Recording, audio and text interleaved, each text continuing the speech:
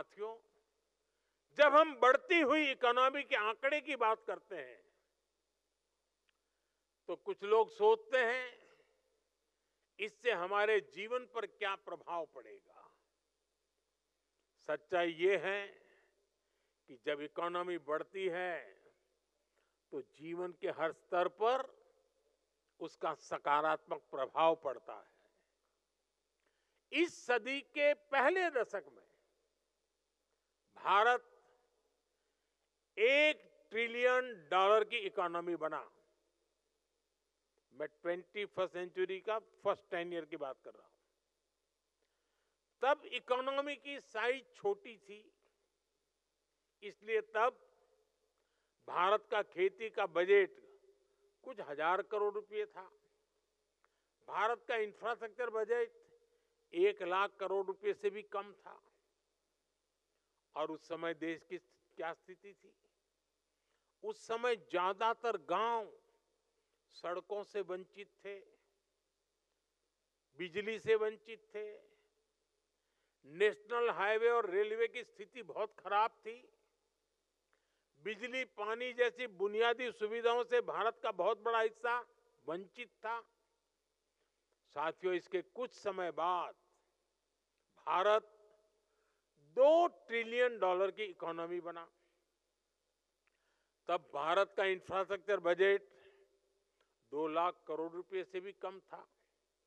लेकिन road, rail, airport, नहरें, गरीबों के घर, स्कूल, अस्पताल, ये सब पहले के मुकाबले कुछ ज्यादा होने लगे।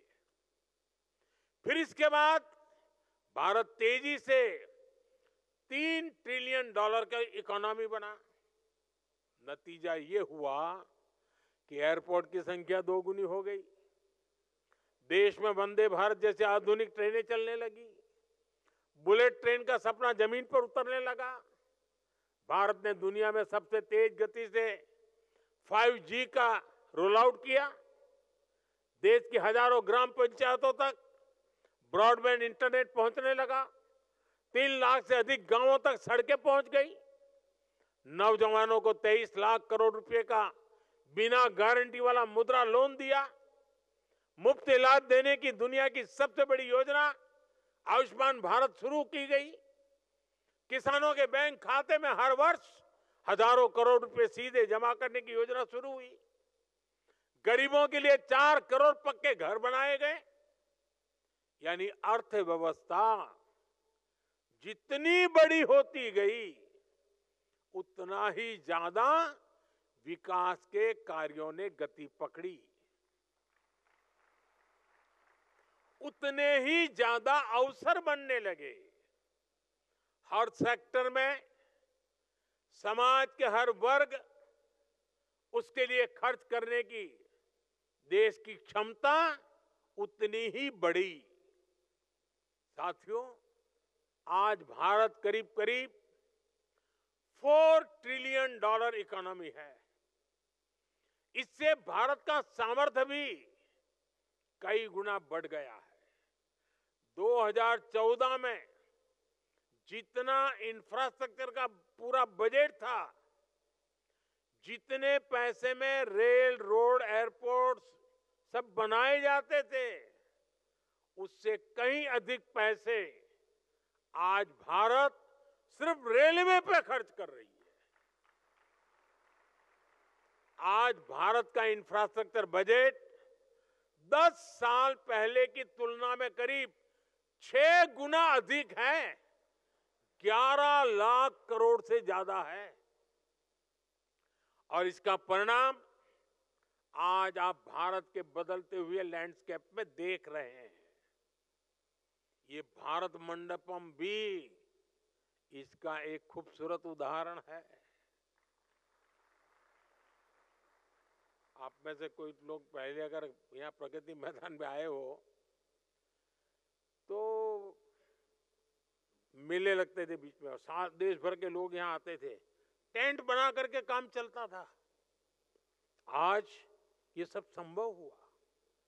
साथियों, अब हम यहां से बहुत तेज गति से $5 ट्रिलियन इकोनॉमी के पड़ाव की तरफ बढ़ रहे हैं। आप सोचिए, जब हम 5 ट्रिलियन तक पहुंचेंगे तो विकास की स्केल कितनी बड़ी होगी, सुविधाओं का विस्तार कितना ज्यादा होगा। भारत अब इतने पर ही नहीं रुकने वाला। अगले दशक की समाप्ति होते होते भारत $10 ट्रिलियन के पड़ाव को भी पार कर जाएगा। आप कल्पना कीजिए, इससे बढ़ती हुई इकोनॉमी में जब आपका कैरियर आगे बढ़ेगा तो कितने सारे अवसर आपके लिए होंगे।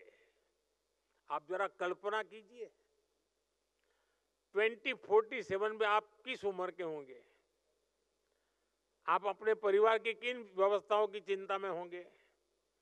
आप कल्पना कीजिए 2047 में जब आप 40-50 के आसपास होंगे, जीवन के एक महत्वपूर्ण पड़ाव पर होंगे और देश विकसित हुआ होगा, तो उसके सबसे ज्यादा फायदा किसको मिलेगा? किसको मिलेगा? आज जो नौजवान है, सर्वाधिक फायदा उनको ही मिलने वाला है।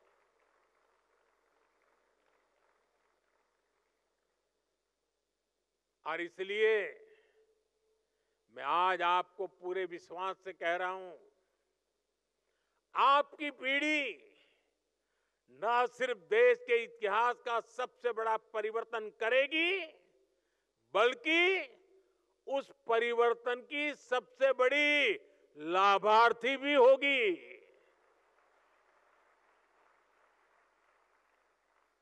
बस इस यात्रा में हमें एक जरूरी बात याद रखनी है, हमें कंफर्ट जोन की आदत से बचना है। यह स्थिति बड़ी खतरनाक होती है। आगे बढ़ने के लिए कंफर्ट जोन से बाहर आकर रिस्क उठाना जरूरी है।